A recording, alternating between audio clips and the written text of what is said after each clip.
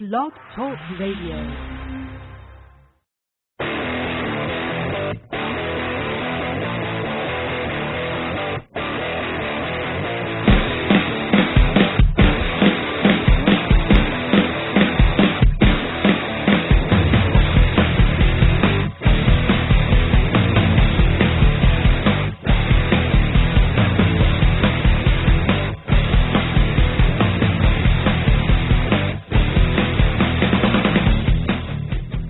The New York Times calls it anti-feminist.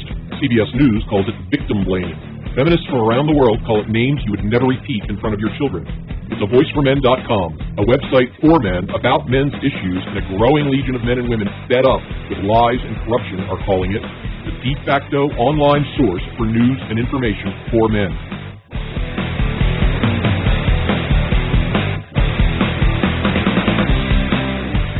VoiceForMen.com is the flagship of the men's rights movement. Much more than just a website, it's a straightforward reporting and analysis with no apologies.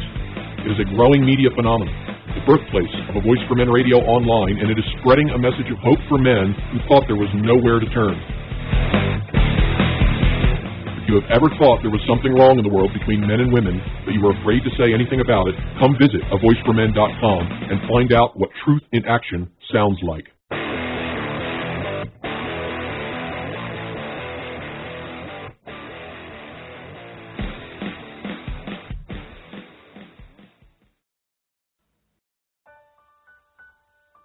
Domestic violence is not a gendered issue. It simply is not. Men and children are its victims about as often as women. And the dirty secret is most domestic violence between adults is mutual. On this show, we'll be exploring the intimate, painful, and vitally important topic of abuse within the family.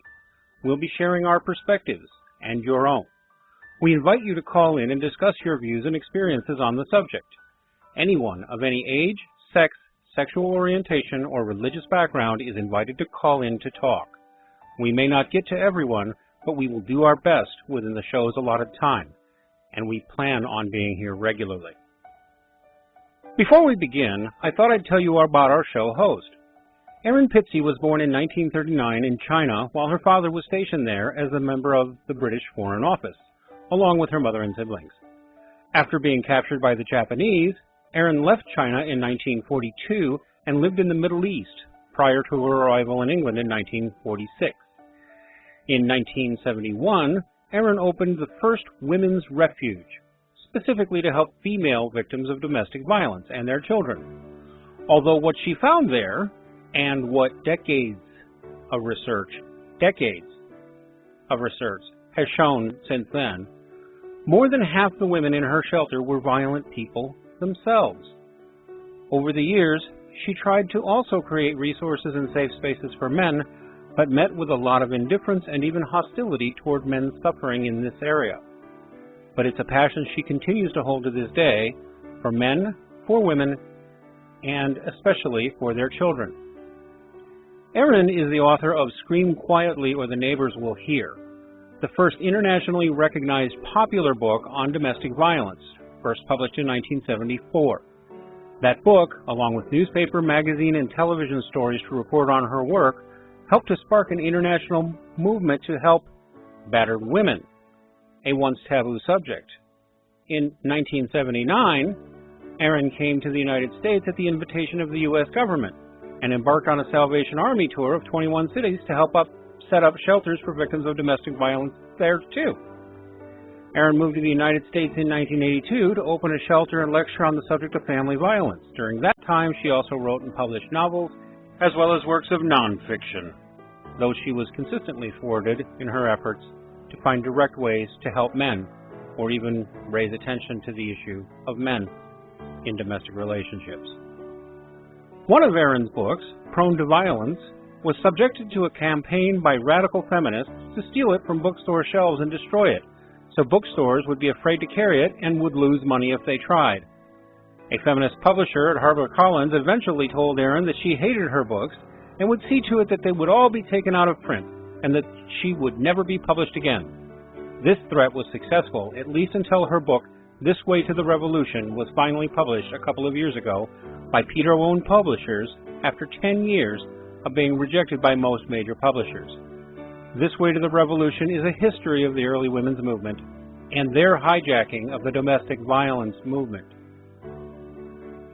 To this day, Erin is still regularly attacked and even slandered for making an assertion, even though it should not be refutable. After all, it's the documented truth. In intimate relationships, men and women are equally violent. We would like to take a moment to urge that if you wish to call in to share a personal experience to the show, you probably want to keep things on a first-name basis, probably even use a pseudonym for yourself or any family members, so there's no concern about someone coming after you or, for that matter, suing us. But we want to hear your personal stories and reflections. Welcome to Domestic Violence Revelations with Erin Pizzey. The truth about domestic abuse is often painful to hear, but in truth there is hope, and we hope you'll stick around to hear it.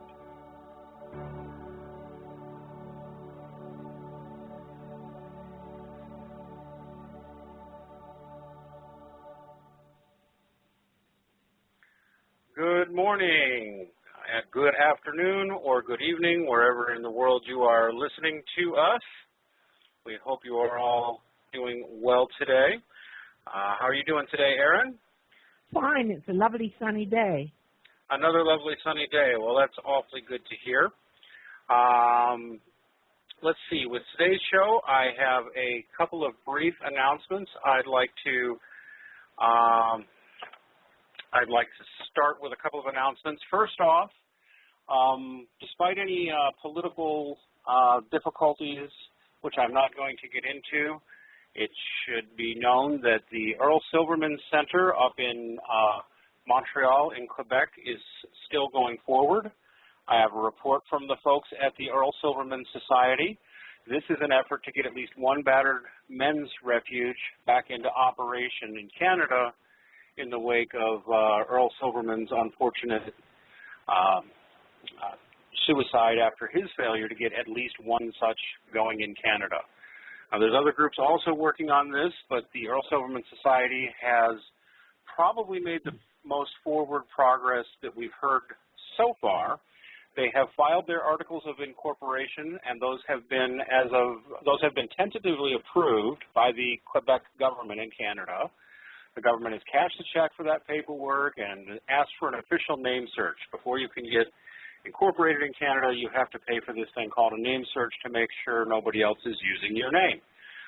They've paid for that and made sure no one else is calling themselves the Earl Silverman Society, which they aren't, and they forwarded that paperwork to the Quebec government. So the expectation is that it will be a week or two before the government comes back and responds, but then they should be a legally incorporated entity. The Silverman Society in Montreal has also received some excellent posterized photographs of Earl Silverman, which they will be using in the offices when the office is open. They're really lovely. I've seen them. I guess they were put together for Earl's funeral by the guys at Men's Rights Edmonton, and they were kind enough to forward it to the Earl Silverman Society people in Quebec for now. Although the hope still remains that the Earl Silverman Society will not just stay in Quebec, but will move across all of Canada. Anyway, Randy Milanovic in Calgary sent that to the Society, and that's greatly appreciated. Also, they wanted people to know that the last technical glitches are being worked out on the new Silverman Society website, which they'll be showing off at a Men's Rights Montreal meetup this afternoon. They also wanted to suggest that we remember that next Saturday will be the anniversary of the unfortunate suicide of Thomas James Ball, a man who was horribly abused by the American family court system. They'll be handing out leaflets and singing about men's and fathers' issues in front of courts, in front of a court there in Montreal, and hope others are doing the same sort of thing. So, and if just for full disclosure's sake, I am still helping the Silverman Society do some social media outreach work myself. So, I guess we'll keep you all updated on that. Also, Erin, you were just telling me before the show started about a website people may want to be aware of. They're calling themselves Leading Women for Shared Parenting. What can you tell us about that, Erin? Well, I think it's amazing, actually, how women can get together and make things happen. It was only a few weeks ago that I was contacted and asked if I'd join, and I've always been a strong supporter of shared parenting. And now, I think I gave you the details of the meeting because my friend, Senator Ann Cools, will be speaking there, and she is a completely charismatic speaker, and she has fought for men and families' rights virtually all her life in the Senate. So I think anybody and everybody should be interested in this particular group. Well, I'm looking at the group's website right now, and if anybody wants to go check it out, it's lw4sp.org. So I'll spell that out slowly, and I'll put it in the chat room. That's L as in Larry, W as in whiskey, the number 4, S as in shared, P as in parenting.org. LW4SP.org. Now, I'm sure some men's activists will be a smidge suspicious in looking at this because there are a couple of old school traditionalist conservatives like Phyllis Schlafly in there. There's also a former now National Organization of Women person there. On the other hand, people like Erin Pizzey and Senator Ann Cools. I noticed also some American political women, both liberal and conservative, Democratic and Republican, seem to be taking part. A number of authors. It looks like people from multiple different political points of view, women from multiple political points of view, do appear to be participating in this. And you say they're meeting up in Toronto in a week or two, I think? Yes, and the important thing to remember is that particularly I've worked with, there's a Dad's Radio in Australia, and particularly from Australia, the fight for this shared parenting has been largely led by men who have been banned from their families and from seeing their children, or being given virtually no access at all. So for these women to come in, and they're powerful across everything, and everybody buries all their personal feelings about this to make shared parenting happen. It is absolutely vital. Well, it is, isn't it? And I think one of the problems we at least saw in the United States, or have seen in the past, is that I'm not disrespecting conservatives. I'm somewhat conservative on some things myself, but many American conservatives, at least to my mind, have seemed sort of in denial about the reality that the divorce culture isn't going away. And you're not going to shame men into staying married. You're not going to force people to stay married if that's not what they're going to do. In fact, it's arguable these days that there's not much in it for a man if he marries. But the point is, if they're recognizing the reality of divorce and that fathers matter in the family, that seems good news. I have to express a little bit of skepticism, Erin, so I'll ask you what you think. You think these women are only getting involved because of the few cases where women are denied shared parenting? No, I don't. I actually don't. I think most of those women have had wide, and many of them are lawyers, you call them attorneys, have had wide experience. And there's a growing concern as finally all the wraps are coming off the idea that the father is a dangerous place in the family. And now we actually have all the research to show, which we didn't have 40 years ago, that fathers are a vital need in a family. And in a sense, as the fathers virtually disappeared off the face of the earth, and were called feckless and denigrated and told they weren't necessary, there's now generations of children coming up, which makes it absolutely obvious how absolutely necessary a father is to family life. It's funny, isn't it, that there was a time when you'd be considered almost a horrible heretic who should be burnt to the stake if you dared to mention that children of single mothers tend to have, I mean, many of them do all right, but they tend to have terrible life outcomes, don't they? Well, yes, but I've been a single-parent mother, and when my son Amos was 13, he was taller than I was, and very quickly became a lot stronger than I was. And if it hadn't been for the fact that I had an 18-year-old young man living in the family, he would have gone out on the street. I would never have been able to control him. And same with girls, in a sense. I mean, it's absolutely proven that girls who have fathers who are present and are a safe pair of arms mature later and also tend not to get pregnant because they're looking for an absent father. They're looking for love. It makes such perfect sense. And you're right.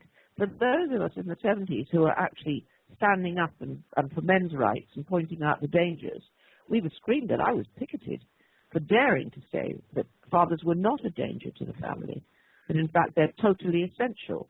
And unfortunately, we have allowed a couple of generations of children to lose touch with their fathers with our hideous anti-male politics and politicians in all countries, all Western countries. It's astounding, isn't it? In fact, I run into men now.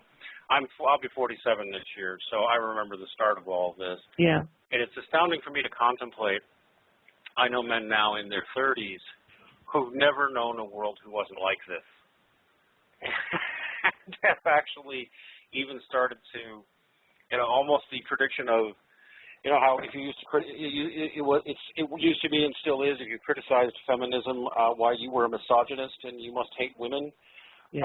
It's and hard. Even for other women, even for those of us as women who spoke up, we were called blamers. We blame women.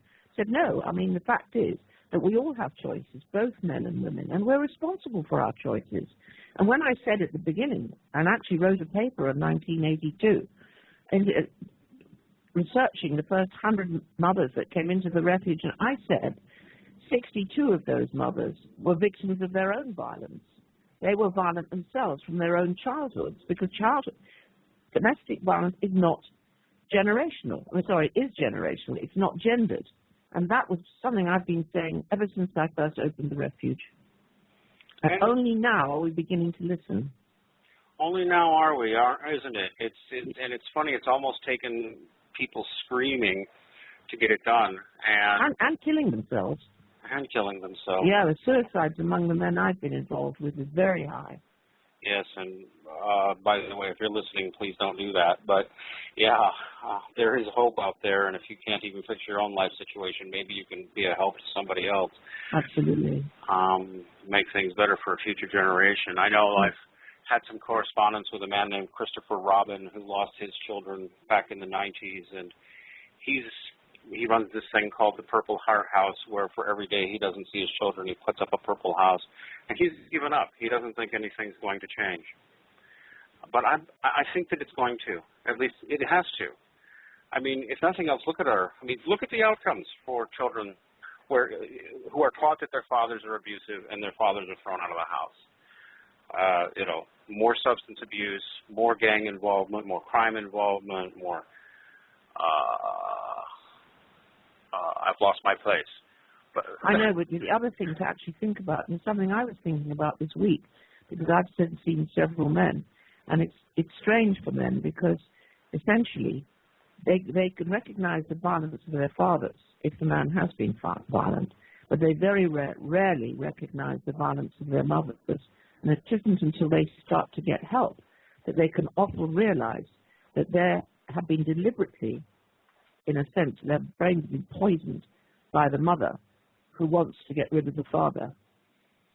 And that's when a man is very shattered, because if hopefully he can find his father and make his peace with him before the father dies. Where it's really hard is when the father's dead and the child comes to the realization as a grown man and can't negotiate.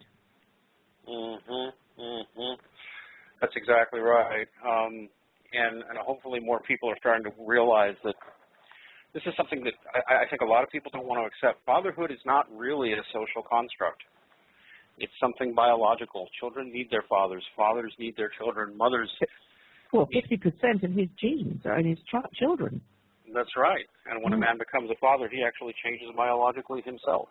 He does enormously, and it's extraordinary. So many men have said when they've held their first child but they didn't really know what tenderness was and just how vulnerable it makes them feel. I must tell you, when mind you, I was involved with my children's mother, all throughout the pregnancy, and my entire thought process has changed in ways that surprises me. And I think the first time I held my son in my hands, I think that was the first time, I really believe that's the first time I felt pure, true, unadulterated love in my entire life.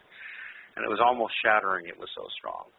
And I'm amazed that we act as if the father is a nothing. Tragic. Absolutely tragic. And the sense for it's interesting, so many men have said that the sense of despair when they are unable to take care of their children or to guide their children is enormous, because it's built in, I think, to a man to nurture as a father just as much as it's built in to a woman. And when that's denied the man, it makes him feel completely impotent.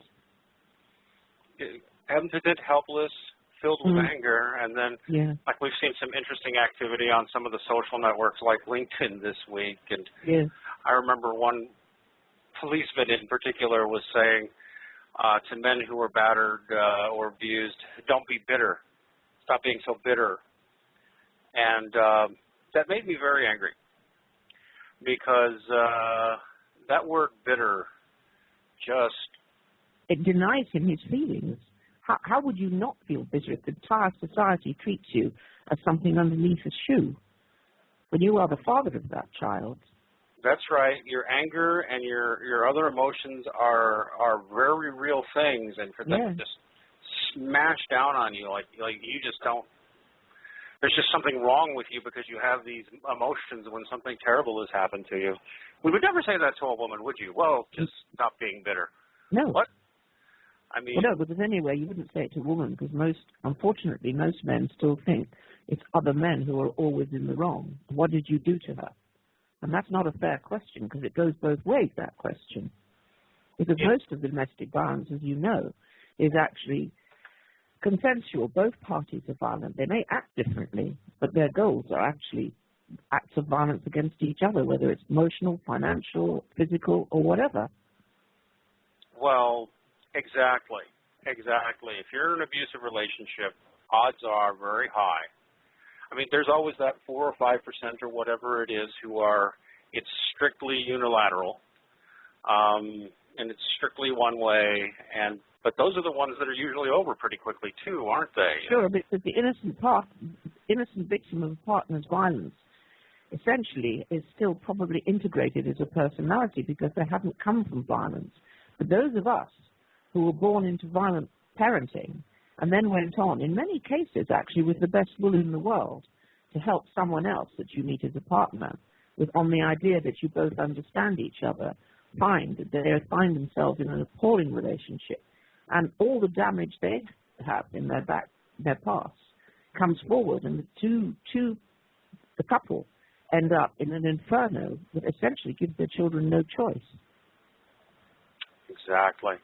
Now, we have a couple of callers on the line, and I'm going to ask them to please wait for just a minute. I think you just said something very important there, Erin, and that's women do this, but men do this too, right? They assume, I mean, like, for example, that police officer I was talking about, he was a man, and he was talking about, well, bitterness, so you should just own your own emotions and move on. And it's like, well, you have to let them, don't you? I think women need more compassion and understanding for men. I think sometimes instinctively they don't want to have compassion. I've always found in a strange way that when the relationship breaks down, women will tend to use the children as a weapon, and men will tend to use money, financial, as a weapon. At the end of the day, what you're hoping for is that both parents will actually bury their discomfort and their needs for the sake of their children. But in many cases, if you've come from gross violence and abuse, it's not possible. You don't have the tools to know how to move forward. No, but I think one thing we definitely need to see is not just women, but men having more compassion and caring more about each other, and starting to question the assumptions that they've carried with them their whole lives. Yeah. We have a recording from the legendary man-woman myth, one of your fellow Englishmen, from one of his videos. I don't want to say women shouldn't have compassion for men too, but I really like this piece and what it says about why men should start questioning all these horrible things they've heard. James, can we go ahead and play Man-Woman Myths, The Other Man Is You? If there's one thing I'd like to see change that I think would wipe out misandry and feminism, it's simply for every man to realise that where hatred of men is concerned, every individual man is the star of the show. Not an extra, not a spectator, not a bystander. I talked before about how men are disconnected from each other, and even themselves, and is the reason why they tolerate everything about men and manhood being torn down and ground into dust, while they either assist in their own destruction or stand aside and look.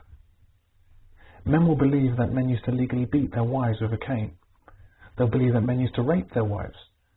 They'll believe positively anything about what men used to do to women with the magical refrain of, in the past. I just don't think I could bear to be a married woman and give up all my assets to a man who was legally allowed to beat me and rape me and whom I couldn't divorce. Men will also believe anything negative about men in the Middle East, and the Far East, and Africa, and South America, and Antarctica, and the North Pole.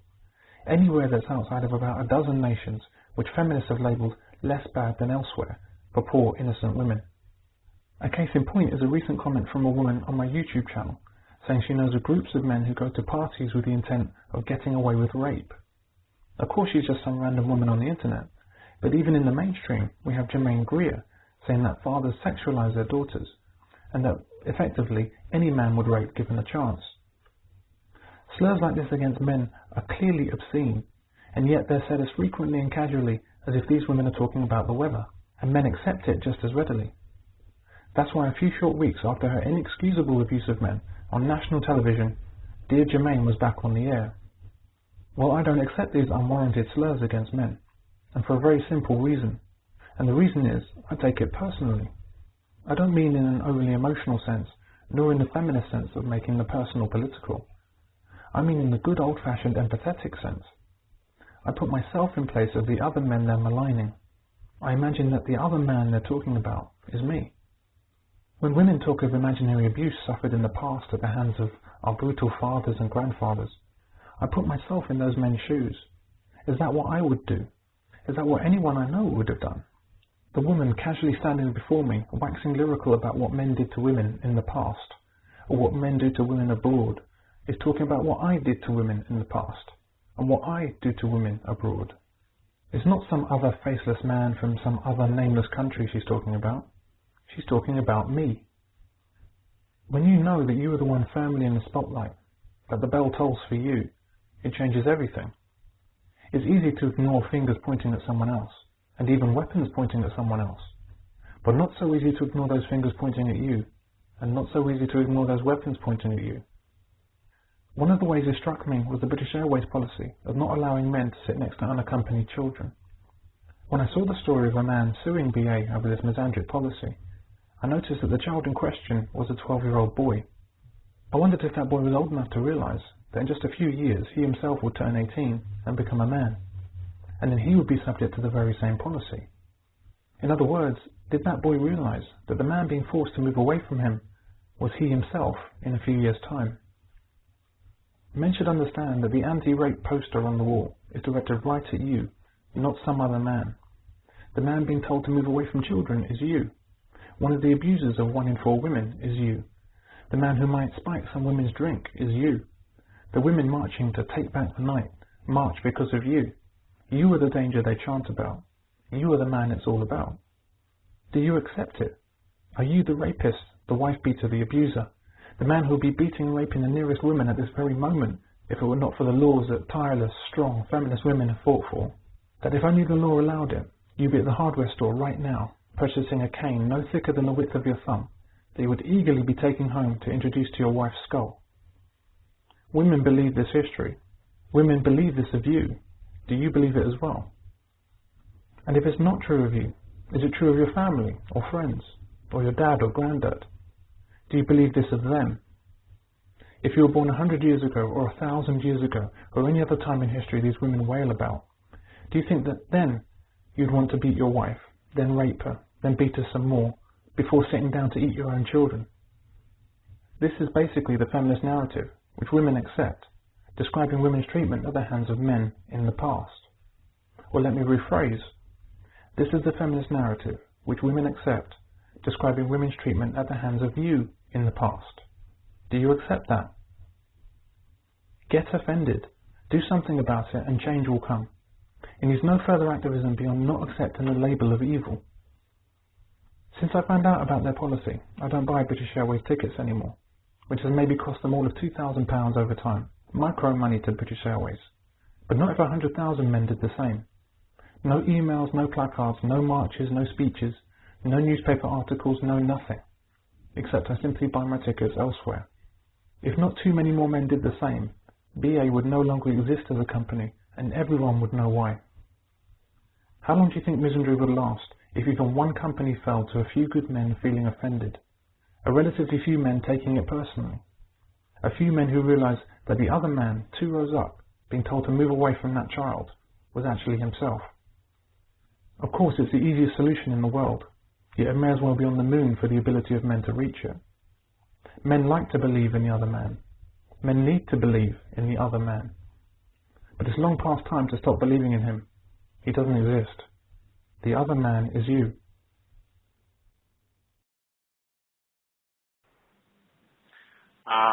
I love that particular video and that particular almost call to arms. It's funny, isn't it? I'm sure somebody who's new to the show, listening to this for the first time, may even be a little confused. So maybe I'll add a couple of things for anybody who's confused. Germaine Greer is a well-known Australian feminist, but she's known worldwide. She often says very hateful things about men. And a lot of the statistics you hear are bogus statistics, or they're lopsided statistics. How about this 1 in 4 women will be beaten? Have you heard that one, Erin? Beaten or raped? Yes, I have. Women. And it's the most extraordinary thing to say because it's supposed to be over a lifetime. It's a meaningless statistic, and I think it's completely false, but no one's ever questioned these statistics that come out. Well, it's actually a little bit worse than that. The statistic is arguably a correct statistic or close to correct, but since they leave men out of the equation, they don't realize that as many or more men will be beaten or raped in their lifetimes. So it's this horrible lopsided statistic. We just focus on the women and the men are invisible. Okay, but even if you do that, I mean, how many of the women were beaten and battered by their mothers? It's not anything to do with men. In my case, it's my mother who battered me. Of course, and that's part of it too, isn't it? I mean, but it didn't even come up in the statistic. That's just a blanket statistic that says this is happening to men, and the assumption is, of course, it's all done by men, but it's not, because much more, as you know, it's no secret that it's women when it comes to child abuse, far more. Secret? Yeah, I don't know. It shouldn't be a secret, but I'm stunned how often I'll go into a group discussing domestic violence or be out on Twitter, and I'll just say the majority of violent child abuse is committed by women, which it is, especially small children, and people become enraged that I would suggest that this is true. But I'm not even suggesting it's true. I'm telling you it's true. It is true, yes.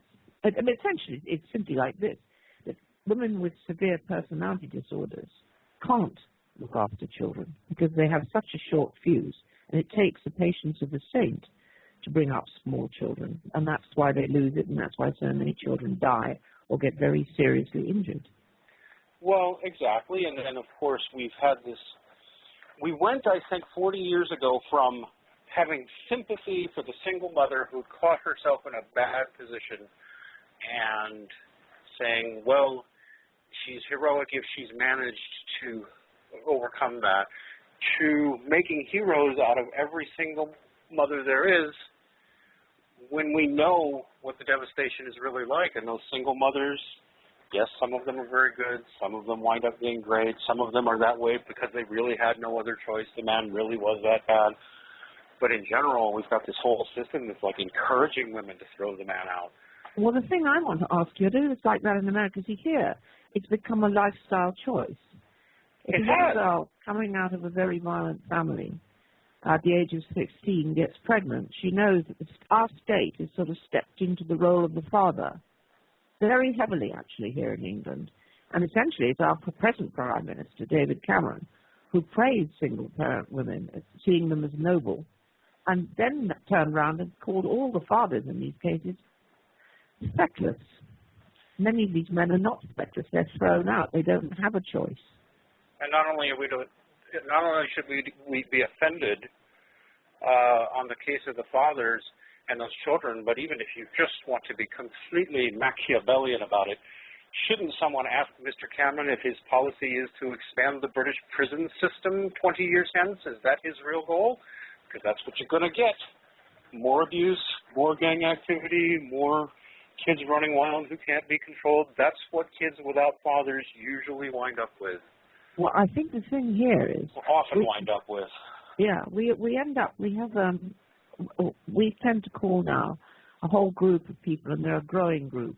We call them the underclass, and we put them away in great big estates, no-go estates, where the police don't even go in unless they've got riot gear. You've probably got these. Yes, there's no votes. We call them ghettos here. We call them ghettos here, and we think we can associate them with black people, but no, it's Hispanic, and there's white ghettos just like that too. Yeah, we have the same. Exist. Yeah. Not a race issue. We think it is. It's not. But what it is that's frightening, and I can speak for England particularly, is that there are areas like Cardiff and particularly Bristol where there are acres and acres and acres of single-parent mothers living on their own without men, and the children have no male models at all because there aren't any there. Occasionally a man will come in on the estate to stay with a woman, but on the whole, they're just single parents. And it gives the children very little chance to make anything of their lives. Because when they move into schools, men no longer become teachers, certainly in the junior schools and the primary schools, because as one of our ministers for women said, yes, we need men to work in our nurseries, but then, of course, men can't be trusted. So they say, yes. But even there in that little thing by Man, Woman, Myth, he even mentioned how they've got the history wrong. Men weren't routinely raping, beating, and that to their wives thousands of years ago. I mean, yes, it happened, but men had responsibilities that were legally enforced toward women, too. The whole dialectic from the feminist perspective is wrong. Even, I'm sure you remember, Erin, 50 years ago, probably your father had certain legal rights, your mother didn't, but your mother probably had certain things she could demand of him that he had no choice on either. Well, yes, one of the interesting things was in my day, my young days, if a man had to pay his wife's debts, yes, and if she ran up bills and he was divorcing her, he had to put a notice in the Times and the various newspapers to say that he would no longer pay her debts. And men in those days, if a man got divorced, he would be called a cad, and he would not be invited to dinner parties. This is in my father was in the Foreign Office. Women would get all the sympathy, but a man, if he decided to divorce, could also lose his job if he was a professional man. That's right. There were a lot of responsibilities. And even before your day, back when debtor's prison was common for anything, your wife could run up huge debts, and because she wasn't legally responsible, you could go to prison. Absolutely. And the only thing that might keep you out of prison is that they might say, well, your wife needs you to support her. Otherwise, I do think wrong. Yeah, but I do also think, I came from a time where divorce was very, very rare, and people stayed together. And it was interesting when divorce came in. I was just at the point of opening the refuge, and 74% of women actually, on that day that it was declared, filed for divorce. And still, even now, it's mostly women who filed for divorce. It is. Because a divorce is beneficial to women. It's not to men. I've even known some men who become just convinced that it's something genetic in women, that they'll happily throw a man away if they get a chance. And I think that's going a little too far, but it tells you... But you can understand how a man could feel that, because it only takes, a friend of mine, he's in the men's movement actually, said that he'd woken up one morning to find she'd set the bed on light. And well, he must have done something to deserve that, Erin. Well, he was actually a very sweet man. He tried to be the best father he could. But what often happens is the mother keeps the children and uses them as a weapon. But then by the time they get to teenage and become a real problem because she damaged them, she then dumps them back on the father. We're going to start taking calls here in a minute, but I have a very, very good friend who I'm obviously not going to name. And by the way, don't anybody bother trying to guess. I have a lot of good friends, but I have a good friend who's still with his wife, who used to beat him and used to beat his children. And why didn't he get out? He'll tell you why he didn't get out. He knew what would happen. He would be thrown out, possibly arrested, and his children would have no one left to protect him, or to protect them. So he had to stay and take it and do his best to act as a human shield for his children.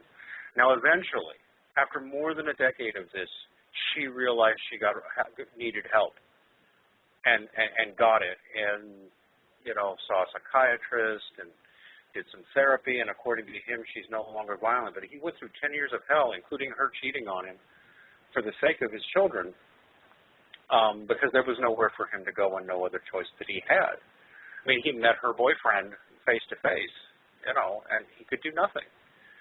And I'm astounded when people just act like, well, they have no compassion for men in these circumstances, or this must be unusual, this must be rare.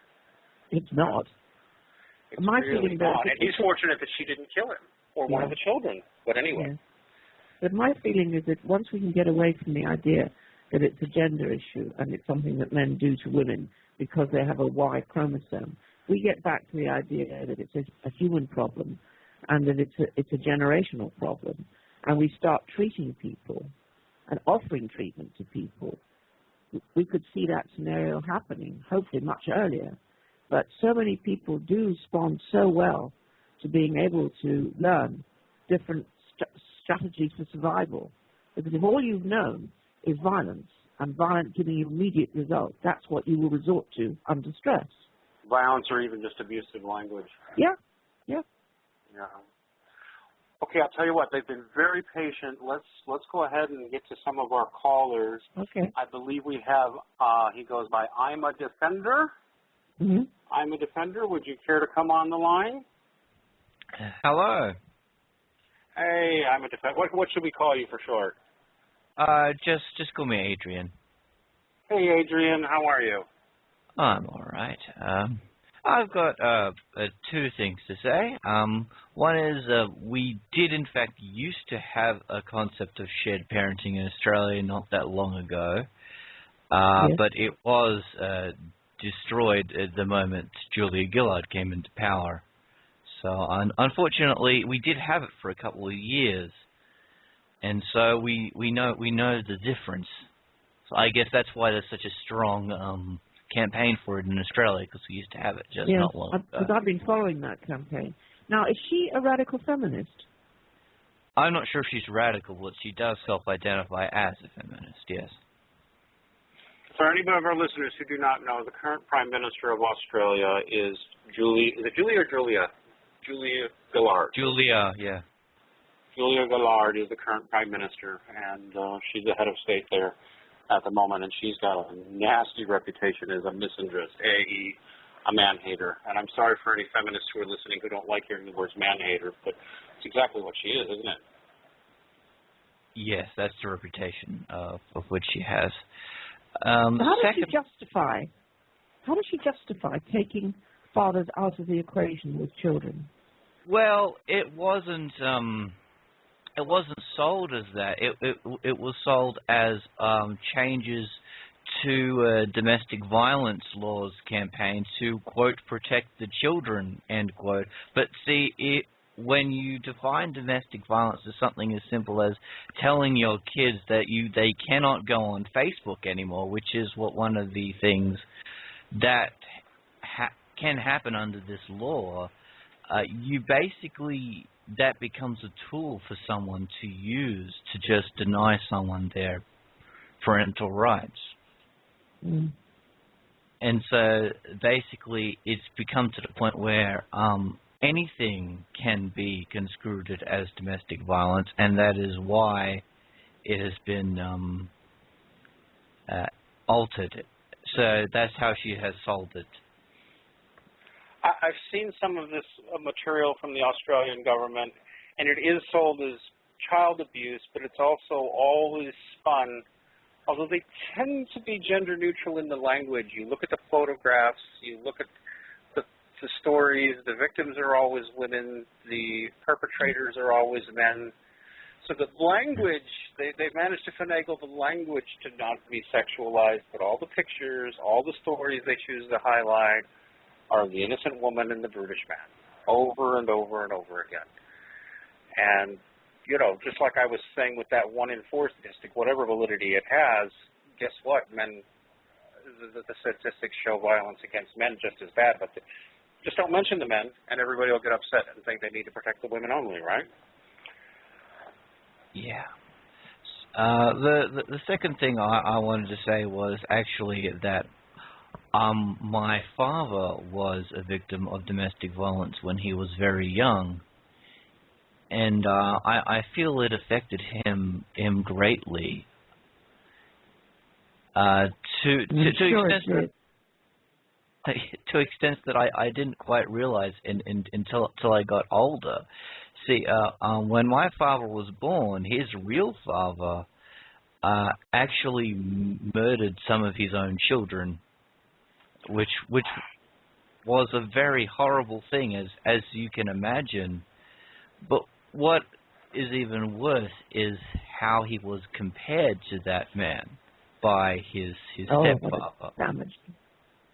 Yeah. Oh, God, not acceptable. And do you have any details of what happened with your father and why he ended up murdering these children? Well, my grandfather, I don't really. I know a little bit that he was a military man and that he served in one of the world wars. It is possible that damaged him to that extreme. But we went to the town of which we knew it happened, and we searched for their newspapers, and we found out that he used an axe to do it, and all this brutality. And it was only at this point that I truly realized how much pain my father was in. Because your father was compared always to his violent father. Was your father, did he have a problem with violence himself? No, he had an issue with being blamed for stuff or being perceived that he was being blamed. But in retrospect, I understand why that was, if he was always blamed to the extent that he was as bad as his father was. And that is actually horrifying for a young man like that, for your father. Did you notice, when did you first notice that you felt that he was actually very damaged by this family history? What did you see that made you suddenly realize that something was different in your family? Well, basically, my father was... I don't know. I'm not going to say he himself was at all abusive. I'm just going to say he couldn't accept blame. He couldn't accept certain things. He didn't. Sometimes he couldn't really use critical thinking in certain situations, and I wondered why that was, and that used to frustrate me when I was young. And I say this with shame now, but I used to tease him when I was younger about it, which, you know, admittedly was stupid of me, but I was a kid. Yeah, of course. Yeah. Yeah. But, and what did your mother do? Did she help or did she hinder? She tried to help as best she could, but my mother had to work to support the family because my father unfortunately had an accident of which he could not do that. So not only did he have this being compared to this person, but he also could not identify in a positive way that he was contributing money in the normal fashion to a family like everyone, you know, the other men that he might have known was doing. Because he had a disability, he was harmed, he was injured? Yeah, a truck fell on his knee when he was a bit younger. God. Okay. Yeah, he's an unlucky man.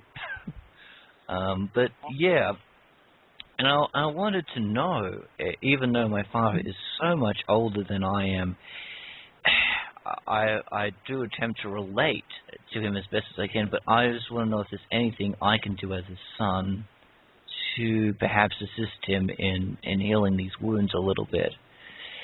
Even though can you show any affection towards him? Is it possible to hug him?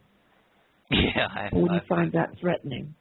I've done that. I can show affection to him without feeling. Good. So great. So that he actually knows that you validate him as a dad. Yes, I've made attempts to do that. And do you feel that he validates you as his son? Yes, he loves you? I feel he does now. I feel he was kind of threatened in a way by me when I was younger for some reason.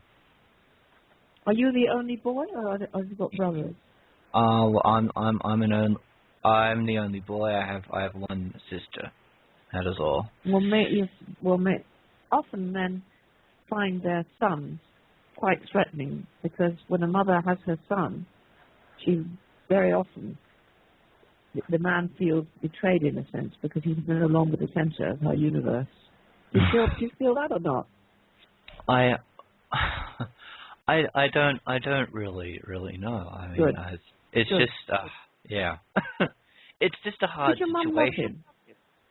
Well, yeah. Because apart from anything else, we all internalize our parents, and so in a sense, when he was always being compared and told, to give me an example, my mother, who didn't like me, used to continually say to me, "You're just like your father's mother." And as you can see, my grandmother was a prostitute, among other things. It's no way to grow up, is it? No. Yeah. I might have an insight there for you, Adrian. Obviously, I've got to be a little more circumspect in what I say because my name is out there. But I had a very, very difficult and estranged relationship with my father, who had his own emotional difficulties, which it's not fair since my name's out there, people could. But he had a number of emotional difficulties, and we were estranged for a while and had a very strained relationship.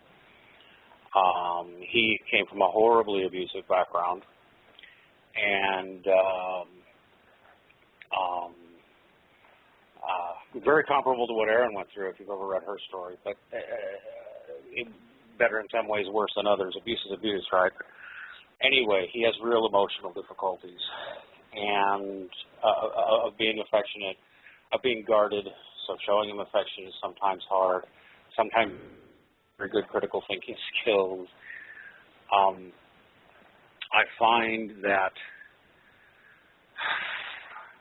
a therapist once said this to me of a very good male therapist who was very sympathetic to men's issues. He said, we all wish we had the parents we wish we had, which is a bit of a loop, if you know what I mean. We all wish we had the parents we wish we had, but we didn't. So we accept them for who they are. And when I started seeing my father as a person first and my father as second, then in a weird way, I was able to see him as my father again. Who is he? Where was he when I was a kid? What was he like? And I was able to just be more at ease with him and tell him how I felt. And maybe I'm rambling, but I'll tell you, certain inroads into conversations helped me. I remember a really neat thing that happened with me was I went to my father one day, and I'm like 42 years old when I have this conversation with him, right?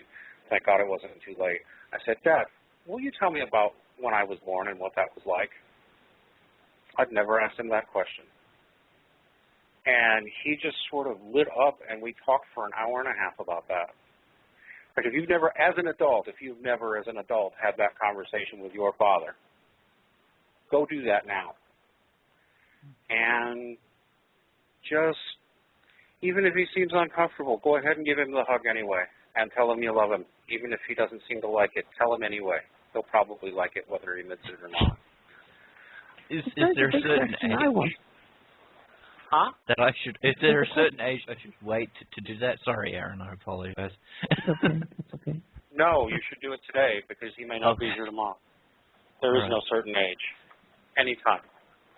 All right. The most important thing out of this, you're obviously very, in a way, very self-aware. And hopefully, do you have children of your own? No. Would you plan to? Would you want children? That's a very I have a lot of disability in my family, and so I do not feel encouraged by that to have children.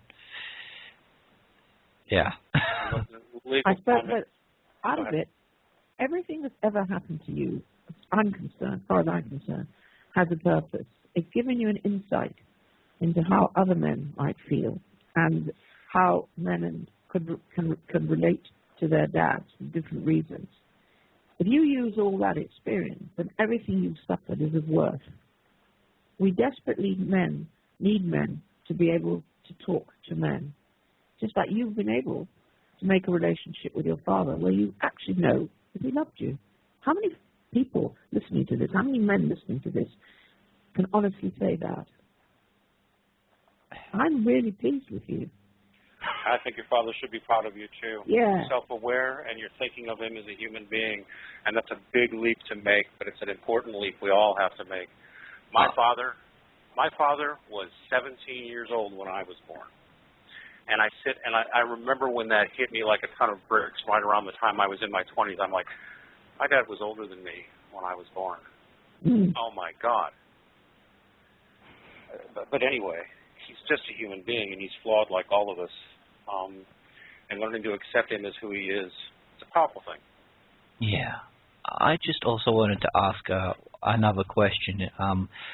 There are a lot of people like my father, for instance, who cannot read all that well.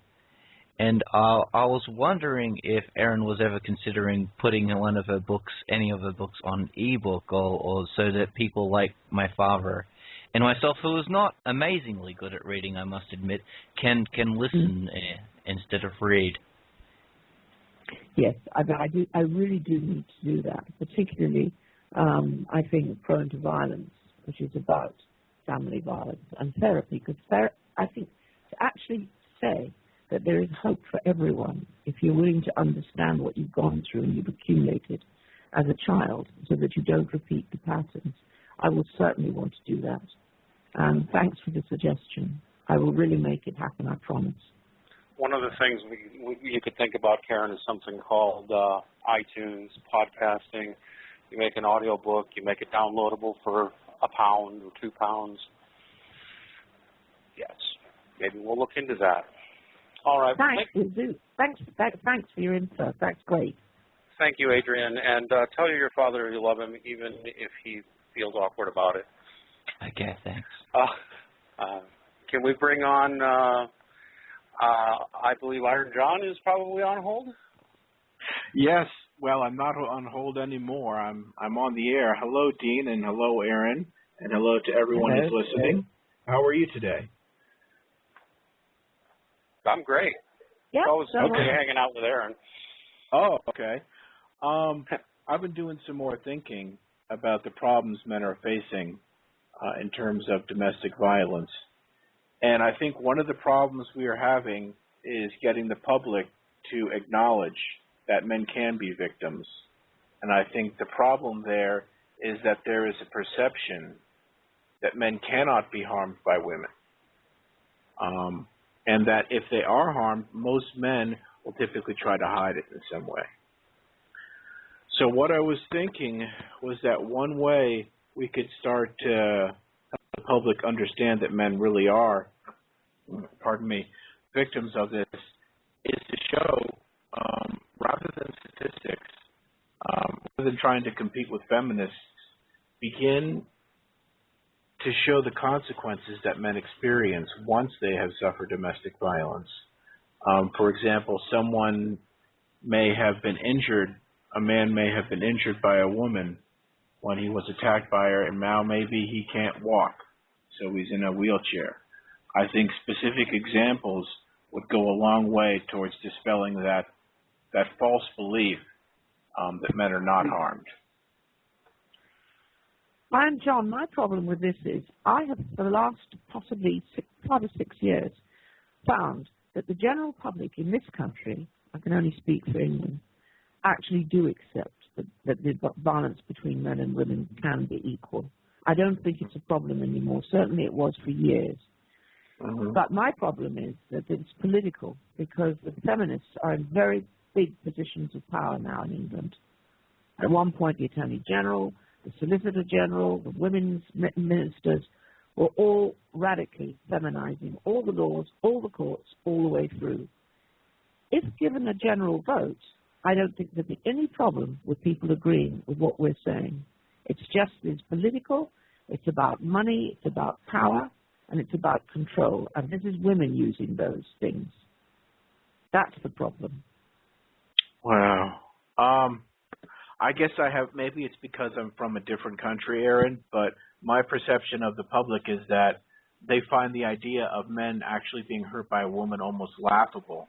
And you see this in our television programs, the commercials, movies. It's made out to be an act of comedy. It's not taken seriously at all. I'll tell you, John. I'm sorry. I tell you, John, I don't. I mean, Erin is describing something in England that I see in the United States, and it's something that gets to me sometimes because, you know, a lot of times we like to say it's feminism, it's feminism, it's feminism. Well, feminism is certainly a part of it, no question. But I've said this before. I grew up in a staunchly anti-feminist household where we were taught that feminists are stupid and Gloria Steinem's a dumb bitch. And things like that, and she's not dumb, but that's what they said. You know, parents, step-parents, people. We were very staunchly anti-feminist. They were, anyway.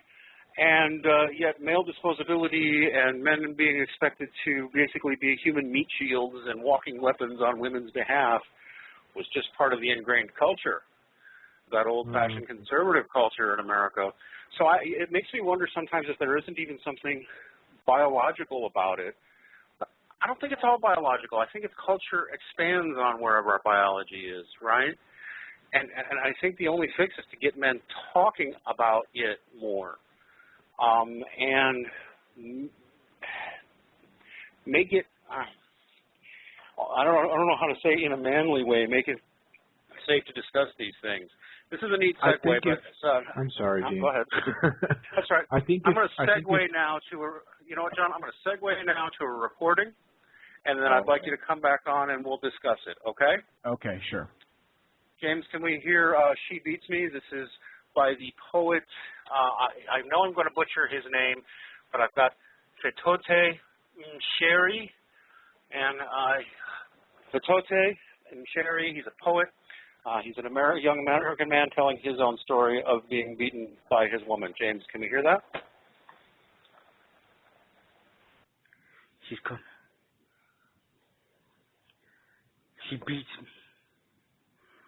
I'm not speaking in the context of a competition in which she defeats me. I mean,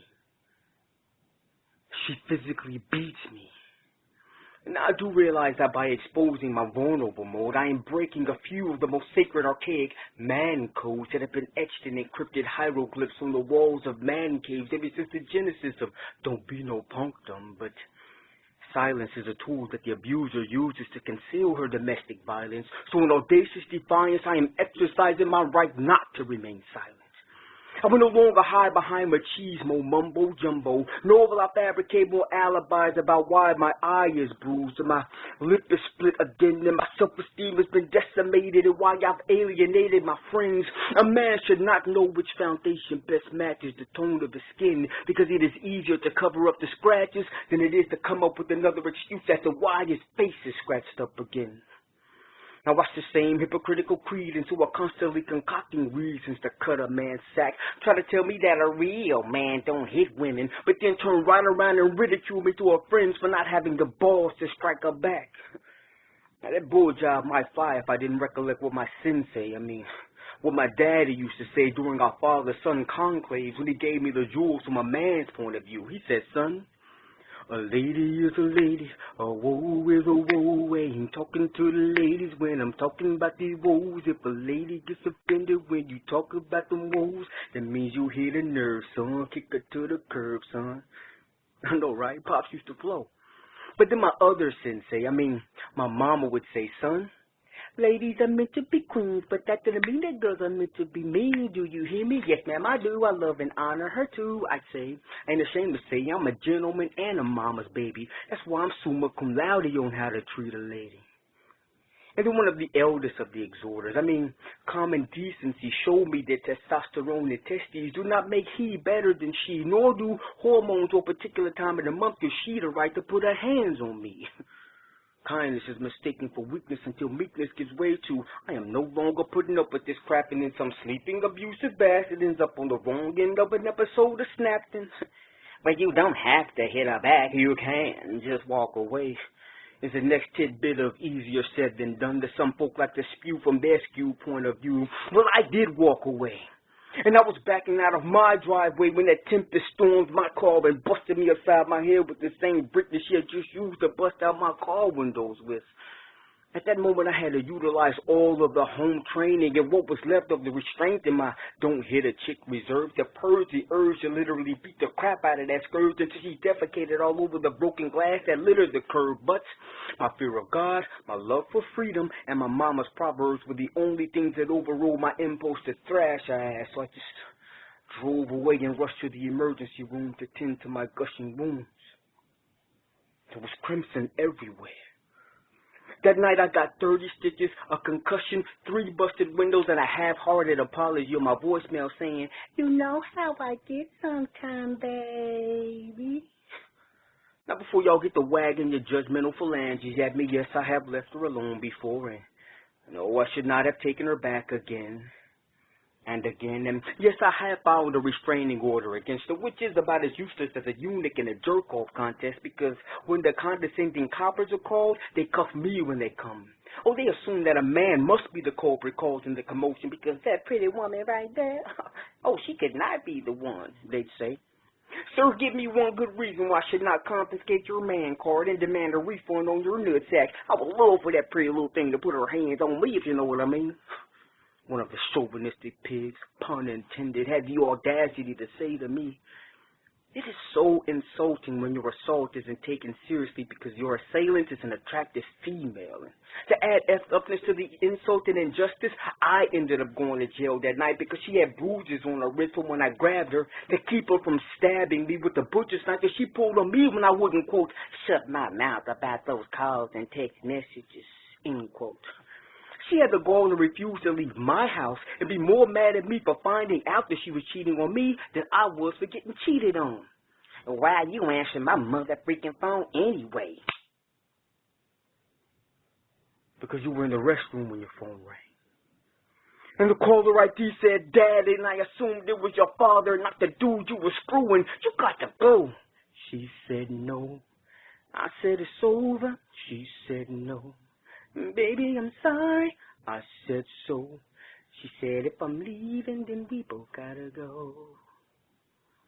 Ladies and gentlemen, I am all but certain that nobody but the author of my destiny saw this predicament coming.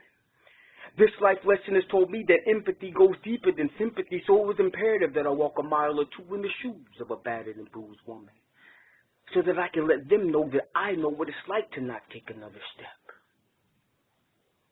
and walk away.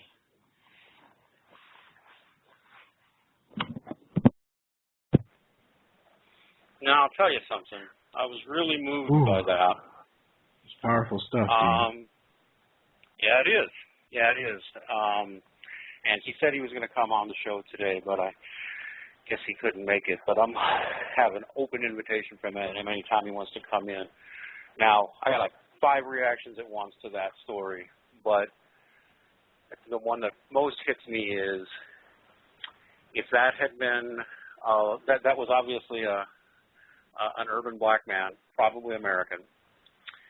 If that had been a young man with a lower class London accent in England, do you think his story would have been any different? Erin?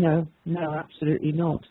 Absolutely not. I mean, at the moment, probably for the first time in the history of human beings, men are regularly dragged out of their houses, accused falsely of beating their wives or girlfriends, and if that isn't enough, very often he will be told that he has abused the children sexually, which is, they call that the silver bullet, because there's no coming back from that. And men now are guilty in the domestic violence field until they're proven innocent. Now, everybody else in the Western world is innocent until they're proven guilty, but men have lost that right.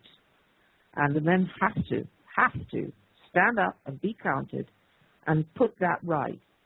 I think that was a very brilliant piece of writing from that young poet.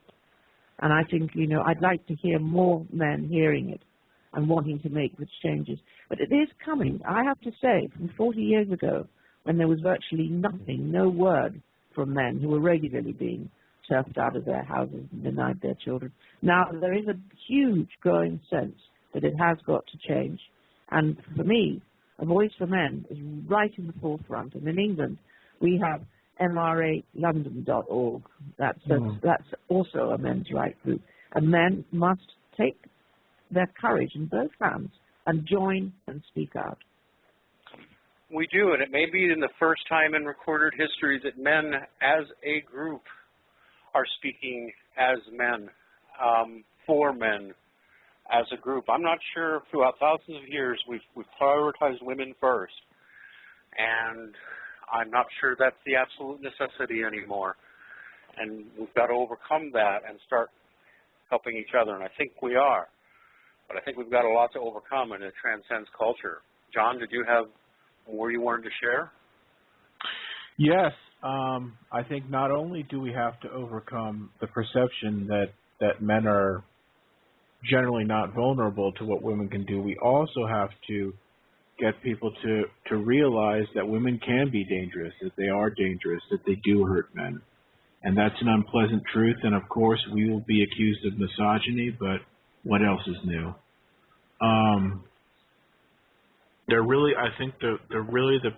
One of the things we have to focus on is changing the beliefs of the public, because it's going to take a very large amount of public participation in order to get the laws and changed and the feminists out of power and some kind of sanity restored. We can't do it alone. We need help.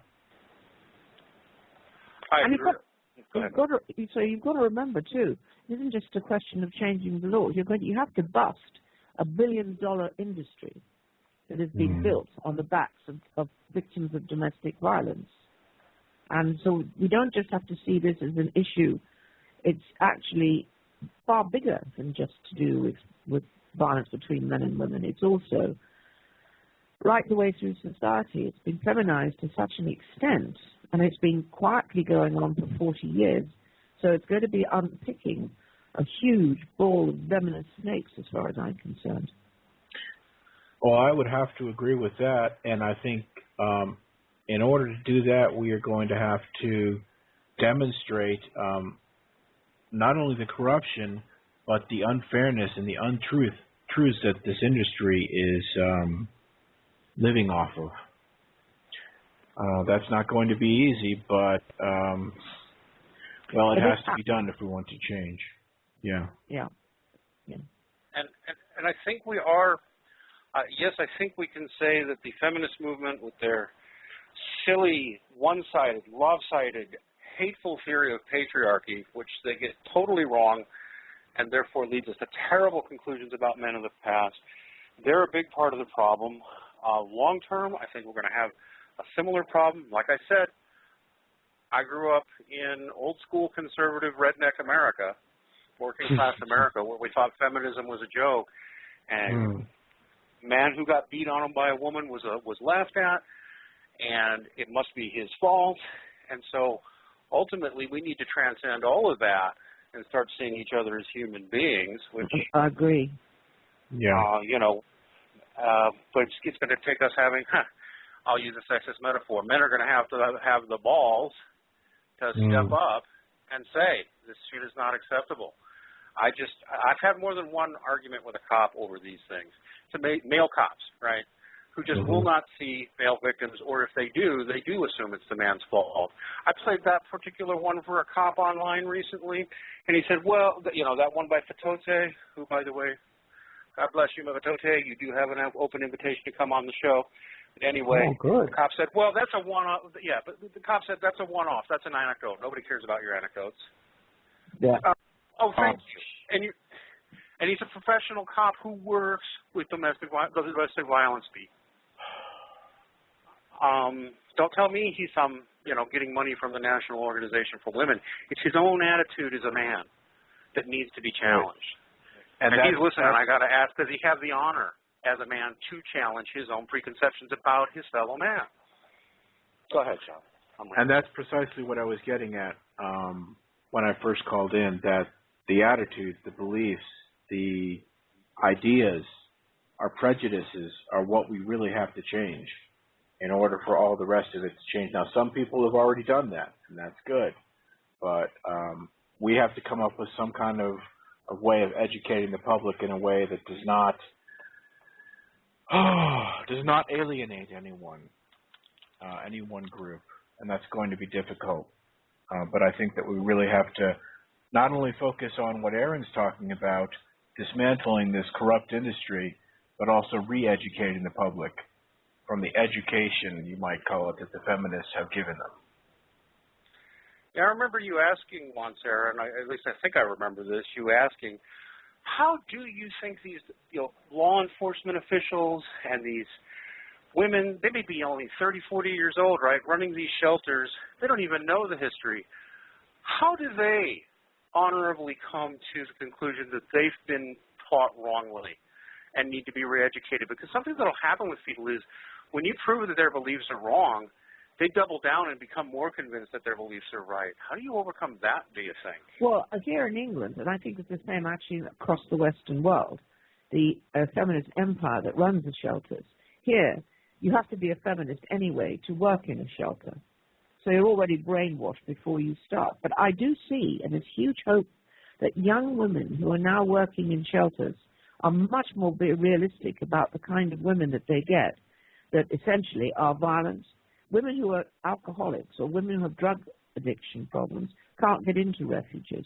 If the woman is violent, she's immediately evicted. So what you tend to get are women who are innocent victims of their partner's violence and don't cause trouble. But my argument is that I think that more and more I find young women are actually coming to me and saying, I know what you've said has been right, particularly those that have actually read This Way to the Revolution, because it gives you the history. And it's very encouraging as people realize that this is not a gender issue, that in fact it's a human issue. And with the MRI scans showing the damage done to young babies' brains when they are actually exposed to domestic violence, it's not going to be long before we're going to get away from this entire business of the patriarchy and it's all men. And then we can really begin to heal people. Good. And that's almost half of it too, right? It's like even feminists are afraid to view women as fully realized adults, fully capable of wicked behavior, just as men are. It's a double whammy, isn't it? Not only are men the ones with all the power and control, supposedly, but we're still, 40 years later, treating women with bad behavior problems as if they're still the victim. Well, the thing is, too, I find it more difficult to get men to understand that women can be just as violent, just as evil, and to actually stop patronizing women and let us be human. They want their mothers on pedestals. And so often, when I'm dealing with a man who's in a violent relationship with his partner, the first violent relationship originally is with his mother, and he can't bear to look at that. It takes a brave man to actually stand up and say, my mother did this to me. My mother was sexually abusive to me as a child. And I've met so many men who, when they have to come to that realization, it's so painful to honestly believe the first person that carried you, and then you were born with a person who was violent and abusive towards you. It's shattering, but you have to do it. You have to do it. Sure you do. Of course you do, yeah. I almost never say man up, but man up and face it. Your mother wasn't a saint. Yeah. And then, you know what? You can forgive her. You can stop taking it out on all other women. You can actually forgive her, and then you can heal yourself. Exactly. Well, did you have anything else you wanted to talk about, John? Well, I just had one quick question left for Erin, if she doesn't mind today. Yeah. I understand that you've been named the patron of MRA London, but I have to admit I have no idea what a patron is or what a patron does. A patron allows, I think you do have it in America, a patron of a charity, you lend your name and you put your credence, people's belief in you. And essentially that's what I believe about MRA London. It is a very, very good organization. Andy runs it, and you do look at the website. There's a lot to look at on there. And we're hoping to make great big changes and leave the world a better place for human beings, particularly men and boys, because they have had such a hard time.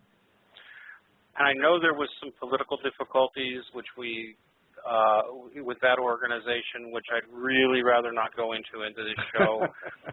Sometimes people just don't have a shared vision that is compatible with each other. And so with whatever happened with the split, I hope everybody comes and forms a new organization.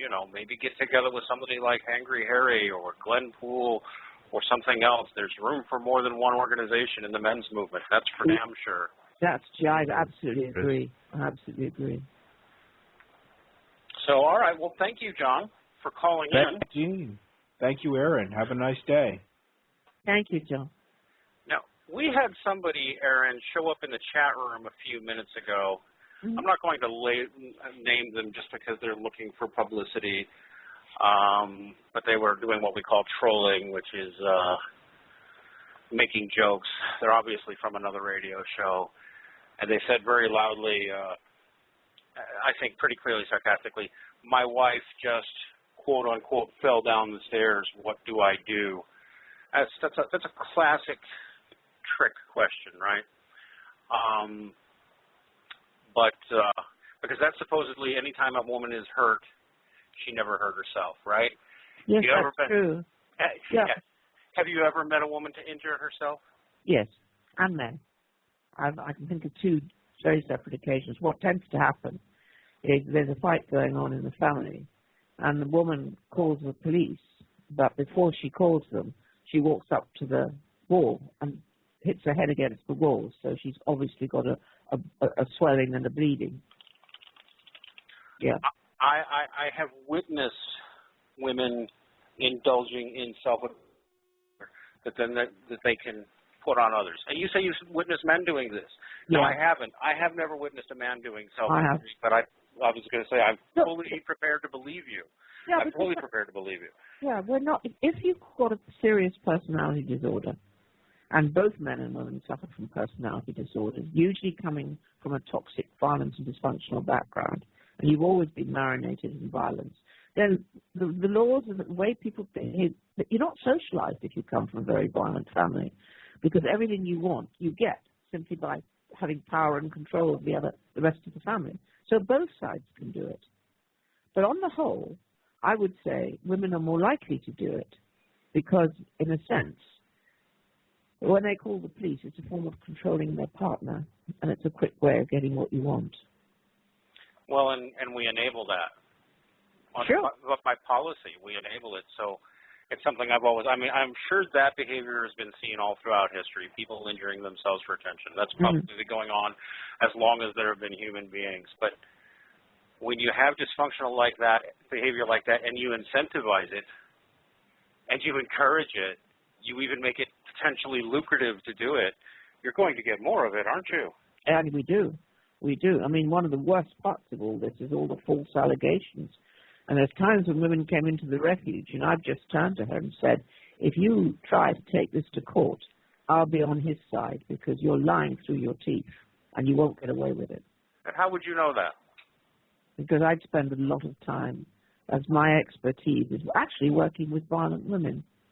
Because what happens in the refuge situation is I had a therapeutic community, and I kept women who were violent from their own childhoods and were violent to their children. It's a residential program. And the women who were innocent victims of their partner's violence who didn't need therapy, I moved to other refuges because they would take care of them. And I became well known with other refuges who took in these women. Instead of evicting them with their children, they'd ring me and say, "We've got one of yours," and I'd take her. One of yours? Meaning one of my, they got a violent woman they couldn't handle. See, and wouldn't that be such a sensible strategy for dealing with domestic violence, in that even if you have these refuges or programs, shelters, whatever, I mean, it sounds a little clinical, but almost a sorting algorithm, right? Yeah. All right, this one needs to go here, because this one is genuinely abused and damaged and has emotional issues but is not dangerous. This one is dangerous and needs to go this way, and this man obviously has a temper tantrum problem. He needs to go here. This man obviously does not. He needs to go here. I mean, it sounds so complicated, but really it isn't. It isn't, and it isn't. The main thing is, until we get to where we all agree that domestic violence is not a gender issue, because why the refuges, when my refuge was overtaken, all my programs were closed, because as the woman who's running it says, well, women don't need treatment. Women aren't guilty of anything. All right, if she stabbed her husband, it's self-defense. If she's poured boiling water between his legs, self-defense. So that's the position at the moment. So there's no treatment, which would enormously benefit women. I've always said, if you mother the mothers, they can mother their children. But many of the mothers, like me, are coming out of violent and toxic families. I've never been mothered. I had no idea what to do with my first child. Why would I? I was very lucky that I had a mentor.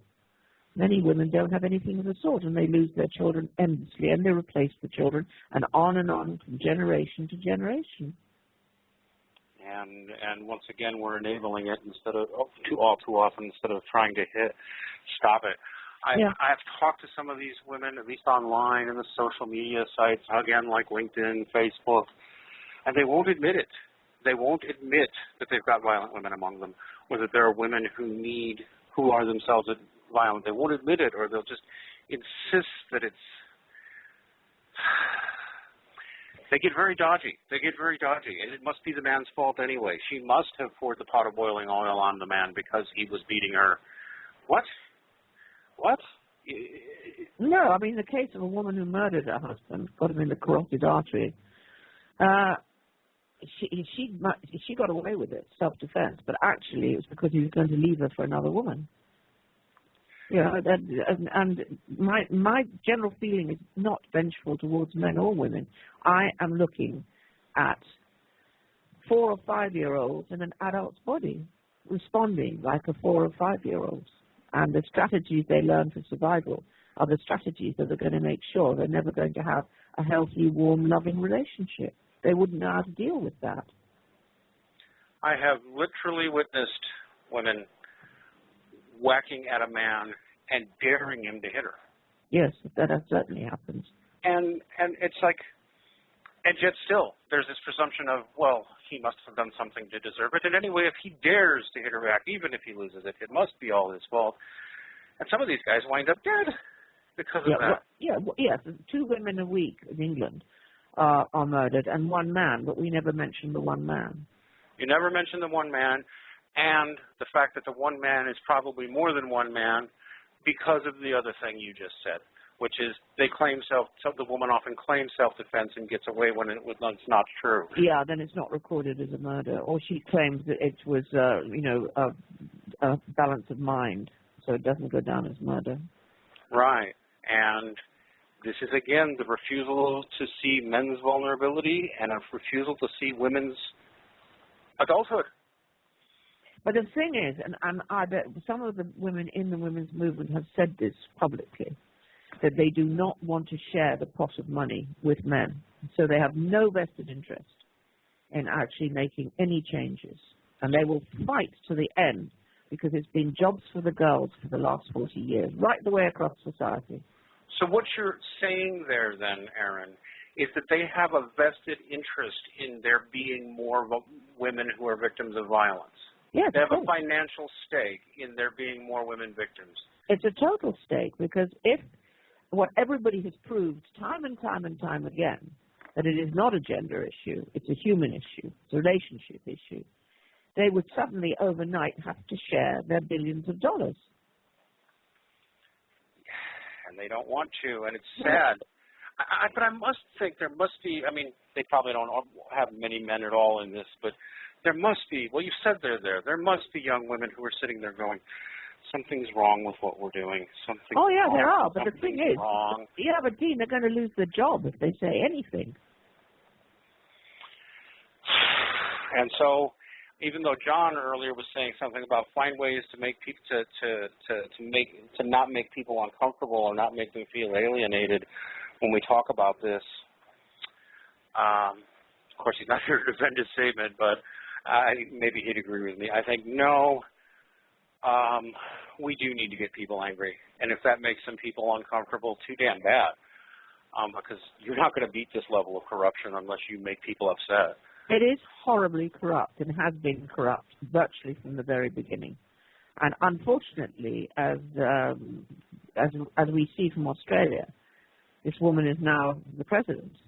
Well, Prime Minister. Prime Minister, sorry, I've got that wrong. Yeah, Prime Minister, and we certainly see in your country, Hillary Clinton has no affection for men as far as I can see. And we have it here, our women's ministers and a lot of our senior lawyers essentially have no concern for men at all. It's, as far as they're concerned, men are the enemy, and it's going to stay that way, and it suits everybody nicely. And the tragic part is that we're seeing men not going into universities, not getting trained for the law, because there are more women doctors. It's going right the way across society as men simply give up.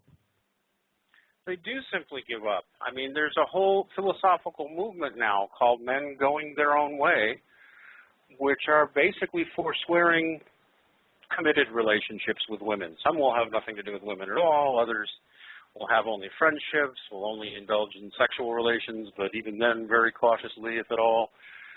I think there's a lot of men who are just doing it instinctively. They're not conscious that there's there's a growing number of others who are looking at all this and saying, no, philosophically, I refuse to take part in this system when I could be jailed, I could be beaten, I could be jailed, I could lose everything, I could even have children who I will love taken away from me.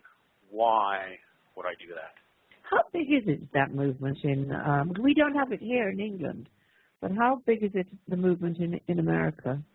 It's hard to get a gauge on it. I know James, if he feels like coming on, may be a little more plugged in than I am. I know it's a growing internet phenomenon. Yeah. And it has been for 10 years, and it's been growing exponentially. And Dr. Helen Smith, who is a forensic psychologist, has just published a book. I'm hoping to get her on for an interview, called Men on Strike, which is about this growing movement of men who are just looking at everything and saying, fuck this, I'm out. I'm not doing it. I'm not doing it with women. I'm not even going to try to get ahead in the corporate world. I'm not even going to try to work hard. So I don't want to be somebody's workhorse, and I don't want to be a wage slave. I can hear James in the background probably going, yeah! Because, James, don't you consider yourself a man going your own way? Oh, myself? No, just an MRA. Just an MRA. Well, I think what I found when I go to stay with my son in L.A., what's really discomforting, I find, is in L.A., dating means that the man will actually date 4 or 5 women and have sex with them all at the same time.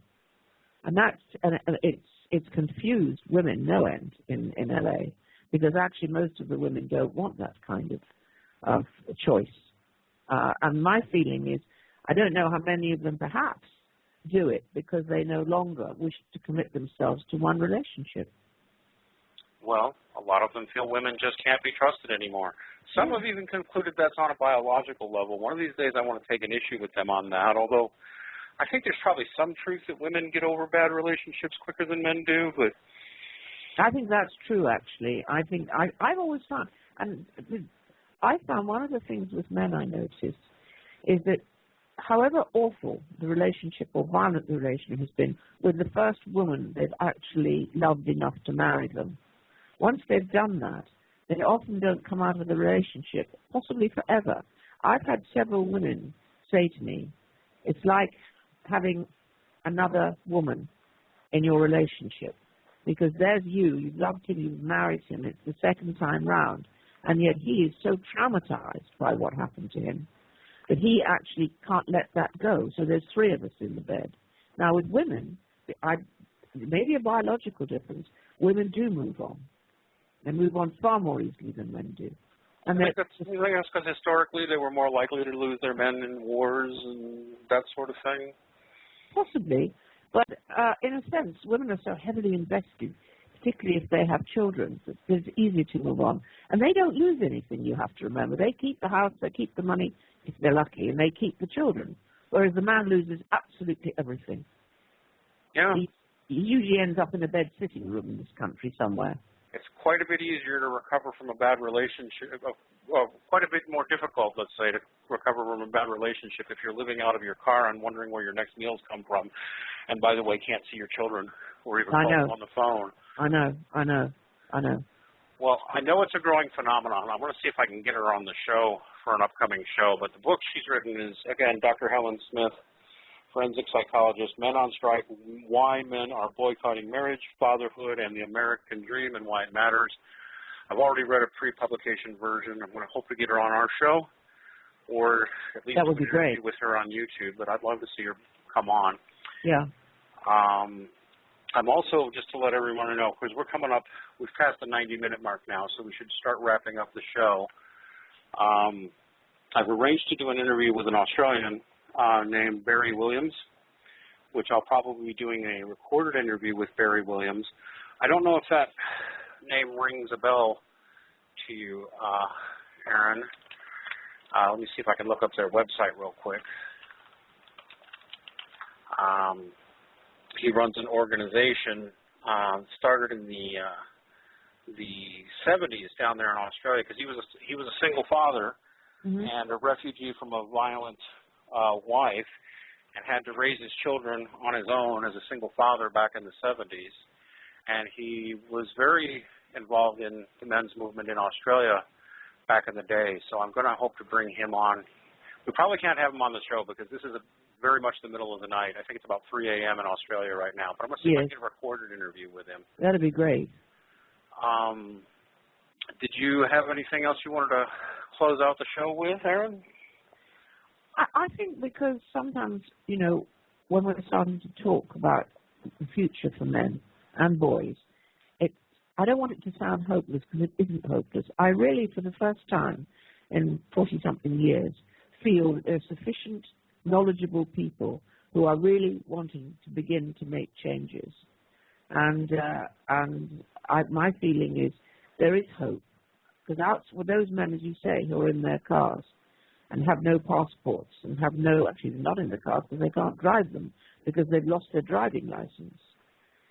One day, the family courts will do that to men. They'll take away your driver's license. Yeah, and your passport. Yeah. And they have nothing. All we can say is that there are a lot of good people, men and women, and I very much would like to hear women coming on the show and talking to us. I just feel that times are a-changing. And good night, and wherever you are, and God bless you. And we'll speak to you in a couple of weeks. Hey, James, take us home, if you would.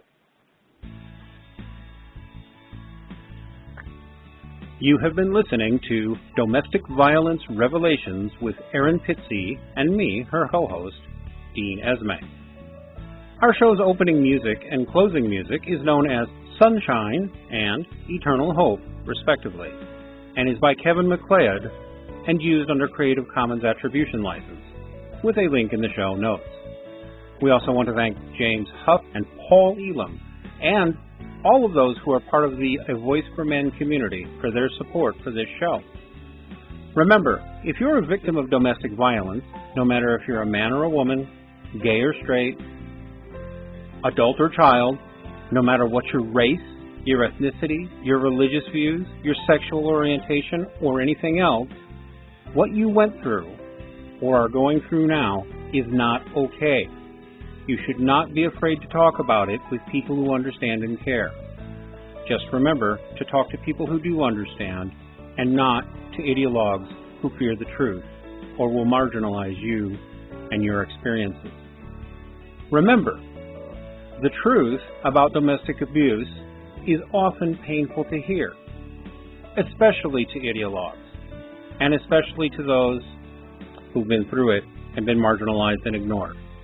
But remember, in truth, there is hope and healing, and we hope you'll be a part of helping to spread the truth and the healing. Please join us next time on Domestic Violence Revelations with Erin Pizzey and yours truly, Dean Esme. God bless.